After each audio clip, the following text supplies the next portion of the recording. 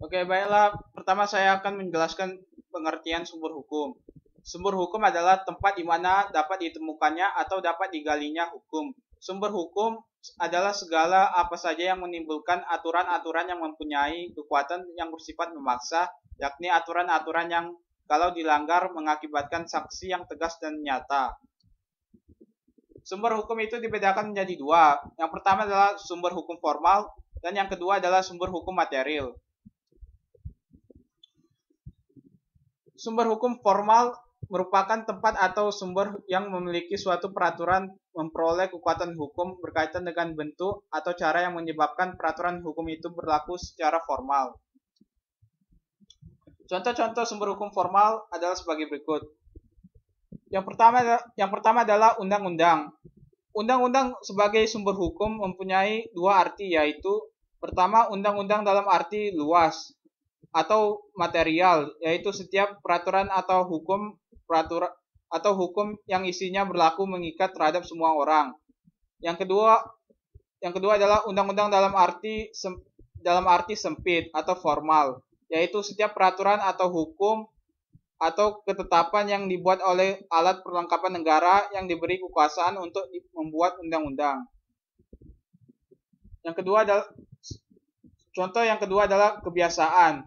Kebiasaan merupakan perbuatan yang dilakukan secara berulang-ulang terhadap hal yang sama, yang kemudian diterima dan diakui oleh masyarakat. Contoh ketiga adalah jurisprudensi. Jurisprudensi adalah keputusan hakim terdahulu terhadap suatu perkara yang tidak diatur oleh undang-undang dan dijadikan pedoman oleh hakim lainnya dalam memutuskan perkara yang sama. Contoh keempat adalah traktat. Traktat adalah sebuah perjanjian yang dibuat oleh dua negara atau lebih yang mengenai persoalan tertentu yang menjadi kepentingan negara tersebut. Contoh kelima adalah doktrin. Doktrin adalah pendapat para ahli hukum terkemuka yang dijadikan landasan atau asas-asas penting dalam hukum dan pelaksanaannya.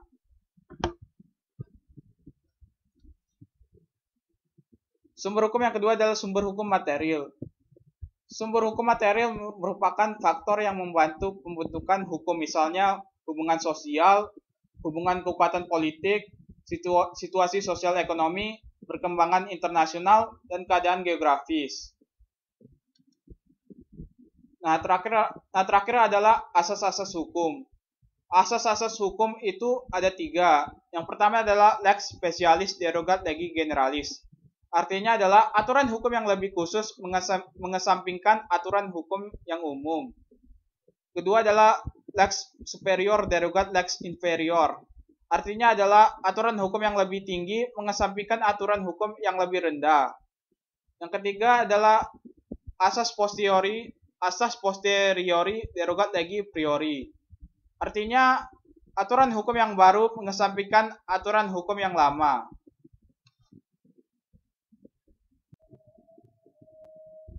Demikianlah beberapa hal yang bisa saya sampaikan. Semoga apa yang saya sampaikan dapat bermanfaat bagi kita semua.